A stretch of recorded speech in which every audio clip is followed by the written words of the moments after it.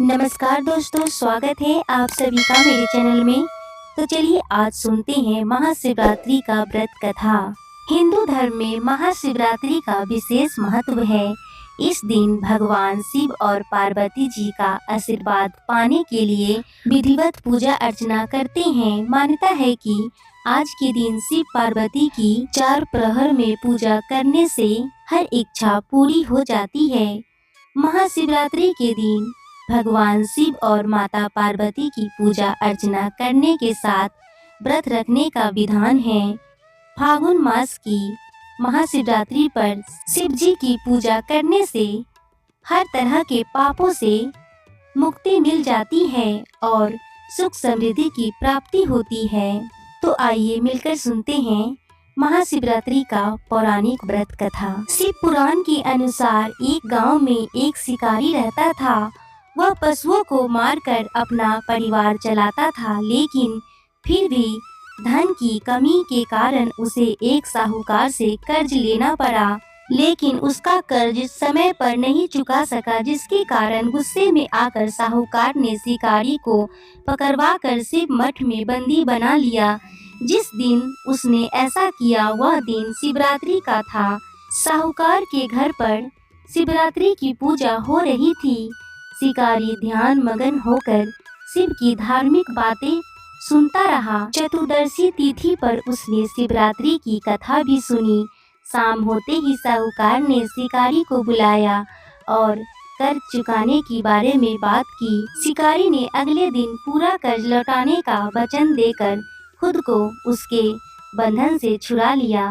रोज की तरह शिकारी जंगल में शिकार के लिए निकला, लेकिन साहूकार का बंदी बने रहने के कारण वह कुछ खा पी नहीं पाया था। लेकिन वह बहुत व्याकुल था। शिकार करने के लिए वह एक तालाब के किनारे खड़े बेलपत्र के पेड़ पर अपने लिए पराब बनाने लगा। उस पेड़ के नीचे शिवलिंग था जो बेलपत्र से ढका हुआ था। शिकारी को उस शिवलिंग के बारे में पता नहीं था। अपने पराब को बनाते समय उसने टहनियाँ तोड़ी और वह संयोग से शिवलिंग पर गिर गई।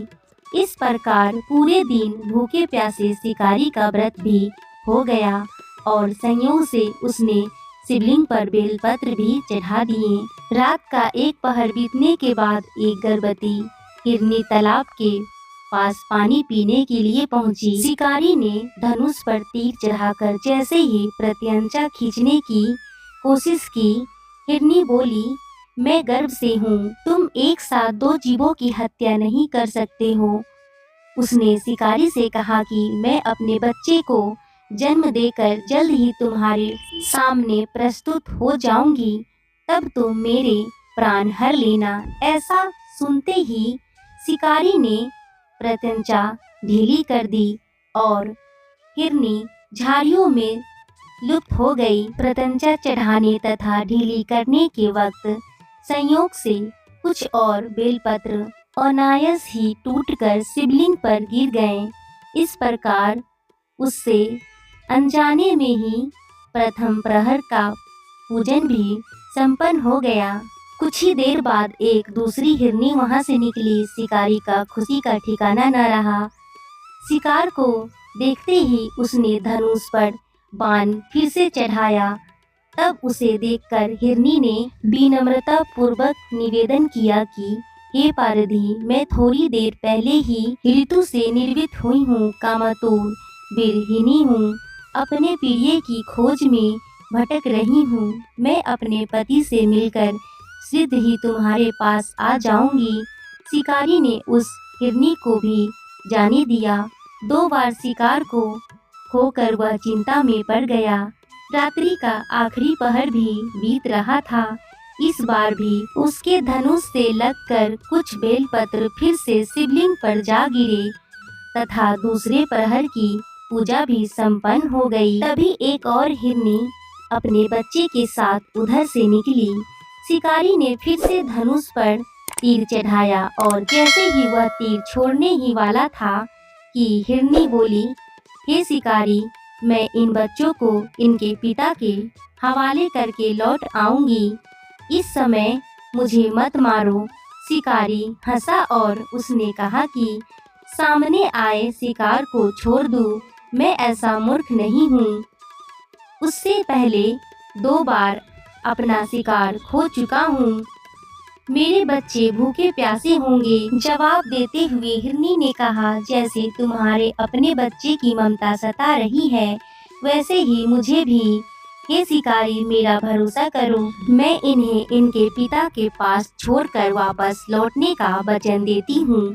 हिरनी का बात सुनकर शिकारी को उस पर दया आ गई। उसने उस हिरनी को भी जाने दिया। शिकार के अभाव में भूखे प्यासे व्याकुल शिकारी अनजाने में ही बेल वृक्ष पर बैठे बेलपत्र तोड़ तोड़ कर नीचे फेंकता जा रहा था। पाँव फटने को हुई तो उसने एक हिष्ट-पुष्ट हिरन उसी रास्ते पर देखा। शिकारी ने सोच लिया कि इसका शिव वह अवश्य करेगा। शिकारी की तनी प्रत्यंचा देखकर हिरन बोला, हे शिकारी, यदि तुमने मुझे पूर्व आने वाली 3 हिरनियों तथा उसके बच्चे को मार डाला है तो मुझे भी मारने में देरी ना करो, ताकि मुझे उसके वियोग में एक क्षण भी दुख न सहना पड़े, क्योंकि मैं उन हिरनियों का पति हूँ। यदि तुमने उन्हें जीवन दान दिया है तो मुझे भी कुछ क्षण का जीवन दे दो। मैं उनसे मिलकर तुम्हारे समक्ष उपस्थित हो जाऊंगा। हिरन की बात सुनते ही शिकारी के सामने पूरी रात का घटना चक्र घूम गया। उसने सारी कथा हिरन को सुनाई। तब हिरन ने कहा, मेरी पत्नियां जिस प्रकार प्रतिज्ञाबद्ध होकर गई है, मेरी मृत्यु से अपने धर्म का पालन नहीं कर पाएगी। अतः जैसे तुमने उन्हें विश्वास पात्र मानकर छोड़ा है, वैसे ही मुझे भी जाने दो। मैं उन सब के साथ तुम्हारे सामने उपस्थित हो जाऊंगा। शिकारी ने उसे भी जाने दिया। इस प्रकार सुबह हो गई। व्रत, उपवास, रात्रि जागरण तथा शिवलिंग पर संयोग से बेलपत्र चढ़ाने से अनजाने में ही सही शिकारी की शिवरात्रि पूजा पूर्ण हो गई। अनजाने में हुई पूजन का परिणाम उसे तत्काल मिला। शिकारी का हिंसक हृदय निर्मल हो गया और उसमें भगवत भक्ति का वास हो गया। थोड़ी देर ही बाद हिरन अपने परिवार के साथ शिकारी के पास उपस्थित हो गया ताकि वह उसका शिकार कर सके, किंतु जंगली पशुओं की ऐसी सत्यता, सात्विकता एवं सामूहिक प्रेम भावना देखकर शिकारी को बड़ी ग्लानि हुई।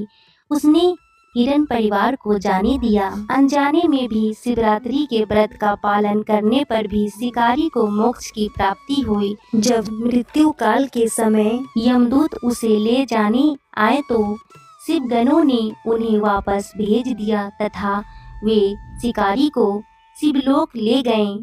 तो दोस्तों, महाशिवरात्रि व्रत की कथा सुनकर आप लोगों को कैसी लगी? अगर अच्छी लगी हो तो प्लीज मेरे चैनल को सब्सक्राइब, लाइक एंड शेयर जरूर कर दीजिएगा। हर हर महादेव। भोलेनाथ आपकी मनोकामना को पूर्ण करें।